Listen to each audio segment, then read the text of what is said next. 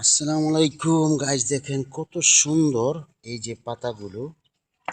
কিন্তু এটা কিসের পাতা সেটা কিন্তু জানা নাই। কিন্তু পাতাটা কত সুন্দর গোল ছাতার মতো, দেখেন পাশে দিয়ে কাটা কাটা কাটা কাটা আছে, মানে ওই কাটা না, মানে রাউন্ড। দেখেন কত সুন্দর পাতা এবং অনেক সুন্দর হয়ে আছে, দেখেন প্রচুর হয়ে আছে। হয়তো এটা কোনো ঔষধি গাছ হবে, নয়তো এটা কোনো খাবারের গাছ হবে।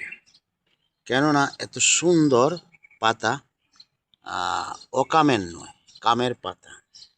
এবং একটা দুটো পাতা নয়, অনেকটি পাতা, দেখেন পুরো ক্ষেত ভরে আছে। এবং এই পাতাগুলো দেখতে একদম ঠানকিনি পাতার মতো। এমন কিন্তু ঠানকিনি পাতা হয়, সেটা কিন্তু ভর্তা করে গরম ভাত দিয়ে মানুষের ঠান্ডা সর্দি লাগলে খায়। কিন্তু এই পাতাটা ঘেরান আছে কিছু কিছু, কিন্তু কিসের পাতা আপনারা এটার নাম বলবেন। যদি নাম জানেন কমেন্ট করে জানিয়ে দিবেন। দেখেন অনেক পাতা, আর যদি এই পাতার গুণাগুণ আপনারা জানেন তাও কমেন্ট করে জানাতে পারেন। কারণ আপনারা যখন কমেন্ট করে জানাবেন তখন এই পাতার গুণাগুণ জানতে পারলে তখন আমি এই পাতার কাজ করব, আপনাদের কাছে পাঠিয়ে দিব।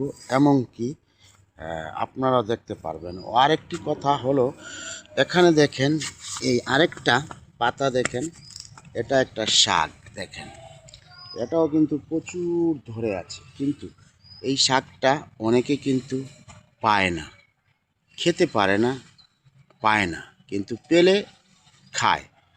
এবং এই পাতাটা যখন আপনি রান্না করে খাবেন, ভাজি করে খাবেন, তখন এই পাতাটা অনেক উপকার, অনেক শরীরের জন্য ভালো।